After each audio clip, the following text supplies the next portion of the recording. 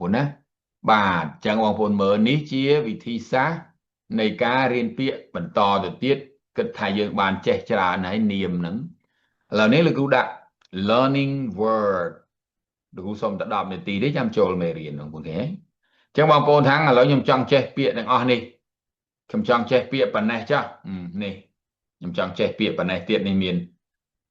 ពាក្យប្រើក្នុងវិស័យធនាគារនិងហិរញ្ញវត្ថុឧទាហរណ៍បងប្អូនធ្វើការនៅក្នុងវិស័យណាមួយអញ្ចឹងទៅនេះលោកគ្រូឧទាហរណ៍ឲ្យពាក្យថាអ្នកធានាញ៉េគ្រូគេនេះរៀនតែប៉ុណ្ណឹងពាក្យបានហើយហើយគ្រូអានឲ្យ guarantor ការសងត្រឡប់មកវិញសងលុយបងប្អូនណា repayment ឥឡូវយើងគុំពាក្យនាមពីរចូលគ្នា repayment schedule តារាងបង់ប្រាក់សងត្រឡប់មកវិញ collateral ទ្រព្យបញ្ចាំដើរតួជានាមទាំងអស់ខាងលើណាអានេះគេកិរិយាសព្ទម្ដងគ្រូដាក់ចម្រុះចូលគ្នា transfer ផ្ទេរអាចផ្ទេរទ្រព្យសម្បត្តិឬក៏អាចផ្ទេរលុយ money transfer ការផ្ទេរលុយឬក៏ផ្ទេរប្រាក់ annual fee ចំណាយប្រចាំឆ្នាំឬក៏ fee នេះយើងបកប្រែមកថាតម្លៃលុយដែលត្រូវបង់អ្វីមួយប្រចាំឆ្នាំមិនថាយើងជួលផ្ទះគេវាមានថ្លៃប្រចាំឆ្នាំប្រចាំខែរបស់គេឬក៏ monthly fee ដូចបងអូនអញ្ចឹងរៀនមួយលោកគ្រូ5ខែម្ដងបងអូនត្រូវបង់$35ហ្នឹងគេហៅ 5 month ឬក៏ one term school fee អញ្ចឹងណាពាក្យហ្នឹង exchange rate rate នេះប្រែថាអត្រា exchange នេះប្រែថាការបដូរឬว่าផ្លាស់ប្ដូរអញ្ចឹងក្នុងមេរៀននេះជាតកតងនឹងសាច់លុយក្នុងវិស័យហិរញ្ញវត្ថុធនាគារបកប្រែថាអត្រាប្ដូរប្រាក់ foreign currency foreign ប្រែថាបរទេស currency ប្រែថារូបិយប័ណ្ណឬក៏ប្រភេទលុយបរទេសអញ្ចឹងរូបិយប័ណ្ណបរទេសប៉ុន្តែរឿងដែលចាំបាច់ក្នុងនាមយើងជាអ្នករៀនណាបងប្អូនយើងចេះយកពាក្យហ្នឹងទៅប្រើបងប្អូននេះឧទាហរណ៍លោកគ្រូឧទាហរណ៍ឲ្យតែពីរទេនេះបងប្អូនមើលយើងចង់យកពាក្យ guarantor នេះគេបកគ្រូសរសេរអាហ្នឹងឲ្យបើយើងអានមិនដាច់បងប្អូនចូលទៅក្នុងវចនានុក្រមទៅ guarantor ប្រែថាអ្នកធានានេះគ្រូឧទាហរណ៍ឲ្យមួយ His father is a guarantor on the loan ចឹងពេលណាដែលយើងចេះពាក្យហ្នឹងហើយបងប្អូននេះយើងអាចយកពាក្យហ្នឹងមកប្រើបានទេនេះលោកគ្រូឧទាហរណ៍ឲ្យមួយនេះ guarantor នេះយកទៅប្រើឲ្យឃើញទេឧទាហរណ៍ថាខ្ញុំអានដូចជាមិនសូវច្បាស់ហើយបងប្អូនមើលនេះមើលហ្នឹងបងប្អូនអាចមើលហ្នឹងនៅក្នុងវចនានុក្រមបងប្អូនលោកគ្រូធ្លាប់ប្រាប់ហើយអាហ្នឹងបងប្អូនទៅកន្លែងទៅវចនានុក្រមនេះលោកគ្រូប្រាប់មកគ្រូលុបចោលនេះអស់បងប្អូនទៅកន្លែងលុបចោលហើយនេះបងប្អូនមកកន្លែង Chrome នេះមកហ៎បងប្អូនវាយពាក្យថា Cambridge នេះ dictionary ប្រែថាវចនានុក្រមឈ្មោះ Cambridge ឬហើយចុច go ទៅអានេះវាលោតឡើងមកអញ្ចឹងបងប្អូន click លើនឹងមក click ពណ៌អាច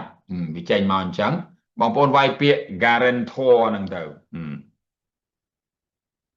នេះចេញមកគូដាក់ u ផ្លេច u មួយនេះ guarantor បងប្អូនឃើញចុចលើវាពណ៌អាចវាឧទាហរណ៍នៅវាអានឲ្យស្ដាប់ទៀតបងប្អូនចង់ស្ដាប់សំឡេងយើងអានត្រូវអត់នេះស្ដាប់សំឡេងអង់គ្លេស guarantor ឃើញទេ guarantor នេះសំឡេងអង់គ្លេសតង់របស់អង់គ្លេសនេះតង់លេតង់អាមេរិក guarantor អូខេ guarantor អញ្ចឹងបងប្អូនចេះមើលអាហ្នឹងបងប្អូនបងប្អូនចេះមើលអាហ្នឹងចេះបកប្រែអាហ្នឹងច្បាស់បងប្អូនចេះអង់គ្លេសហើយតែឥឡូវយើងមិនទាន់ចេះដល់ហ្នឹងទេតែយើងអាចយកវាទៅប្រើបានទេបើយើងចេះពាក្យហ្នឹងប មួយទៀតដូចពាក្យអីបងប្អូនចង់ចេះអីមួយទៀតមកយើងត្រឡប់ទៅវិញនេះ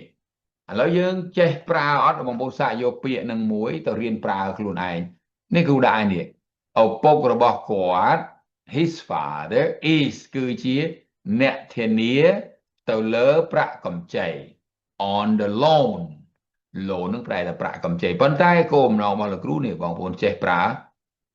ពាក្យ guarantor នឹងចូលក្នុងប្រយោគឃើញទេបាទចឹងយើងថែមយើងចង់ខ្ញុំចង់ប្រើសាកមើលគូត្រូវអត់បាទមួយទៀតបងប្អូនណាមើលពាក្យនេះមួយទៀត repayment ប្រែថាការសងលុយត្រឡប់មកវិញនេះយើងឧទាហរណ៍ repayment នេះទៅនេះឃើញឧទាហរណ៍នេះ repayment ជានាមឯកវចនៈពួកថែម s if you need to make lower repayment you can ប្រសិនបើអ្នកត្រូវការធ្វើការសងត្រឡប់មកវិញមានកម្រិតទាបអ្នកអាចធ្វើបានអូខេចឹង repayment គឺការសងត្រឡប់មកវិញអាចឧទាហរណ៍បានចឹងយើងចង់ប្រើវាលោកគ្រូវាយឲ្យ repayment នេះចុចលើវាមក repayment ណា repayment នេះ phonetic symbol វានៅនឹងដូចគ្នា repayment តែលោកគ្រូ copy យកមកដាក់នៅនេះអស់ហើយអញ្ចឹងនេះជារបៀបរៀនដោយខ្លួនឯងមិនបាច់មានគ្រូបងប្អូនណាយើងជួបពាក្យណាមួយដែលយើងគិតថាយើងចង់ចេះយកមកហើយពាក្យហ្នឹងពេលដែលយកមកគឺបងប្អូនចេះយកវាទៅប្រើក្នុងប្រយោគឬអត់ពេលណាបងប្អូនចេះប្រើគឺអូខេហើយអូខេខ្ញុំមានតារាងសងត្រឡប់ទៅធនាគារវិញ I have a repayment table ឬក៏ schedule នេះយើងបកមកមិញនេះ repayment schedule តារាងសងលុយត្រឡប់ទៅឲ្យធនាគារវិញ I have repayment schedule for my bank ខ្ញុំមានទ្រព្យបញ្ចាំ I have collateral is my house collateral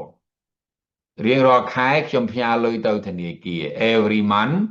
I transfer my money for repayments okay money transfer I make money transfer every month and I have